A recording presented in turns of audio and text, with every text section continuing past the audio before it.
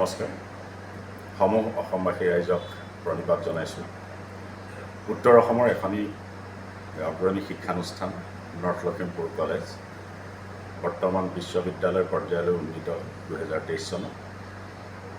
এই মহাবিদ্যালয়খনে এক বৰ্ণিল ইতিহাসৰ সৈতে অহা 3 ছেপ্টেম্বৰ 2026ত ৭৫ বছৰত ভৰি দিব।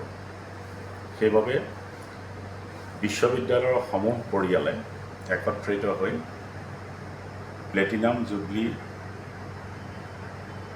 অৰ্থাৎ মহাৰজত জয়ন্তী বৰ্ষ অহা 26 চনৰ 3 ছেপ্টেম্বৰৰ পৰা 27 চনৰ 3 ছেপ্টেম্বৰলৈকে বছৰজোৰা কাৰ্যসূচীৰে উদযাপন কৰিবলৈ মনস্থ কৰিছে।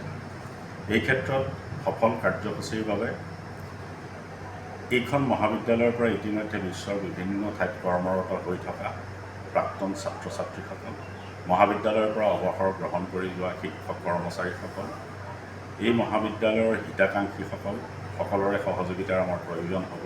সকলোৱে সক্ৰিয়ভাৱে অংশগ্ৰহণ কৰিলেহে আমাৰ এই কাৰ্যসূচীয়ে সফল ৰূপ পাব। গতিকে আমি বিশ্ববিদ্যালয় পৰিয়ালৰ হৈ সকলোকে আহ্বান জনাইছোঁ, আহক গোটেই বছৰটো আমি গৌৰৱোজ্জ্বল ইতিহাসেৰে ভৰপূৰ নৰ্থ লখিমপুৰ বিশ্ববিদ্যালয়ৰ যি মহাৰজত জয়ন্তী, নৰ্থ লখিমপুৰ কলেজক লৈ যি মহাৰজত জয়ন্তী হ'ব তাত সকলোৱে অংশগ্ৰহণ কৰক। আৰু আমি দীঘলীয়াকৈ যি কাৰ্যসূচী লৈছোঁ এবছৰৰ বাবে, সেই কাৰ্যসূচীত শৈক্ষিক কাৰ্যসূচী, সাংস্কৃতিক কাৰ্যসূচী, ক্ৰীড়াৰ কাৰ্যসূচী, বক্তৃতামালাৰ কাৰ্যসূচী, বিভিন্ন কাৰ্যসূচী থাকিব। এই সকলো কাৰ্যসূচীতে আপোনালোকৰ সক্ৰিয় অংশগ্ৰহণেৰে আমাক অনুপ্ৰাণিত কৰিব, আমাক উৎসাহিত কৰিব বুলি আশা কৰিছোঁ আৰু সকলোলৈকে আমি আহ্বান জনাইছোঁ।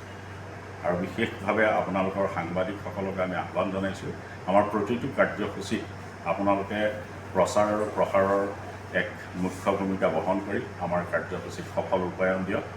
এইখিনিকে আহ্বান কৰিছোঁ আৰু সকলোকে কাটৰেৰে অনুৰোধ কৰিছোঁ। ধন্যবাদ।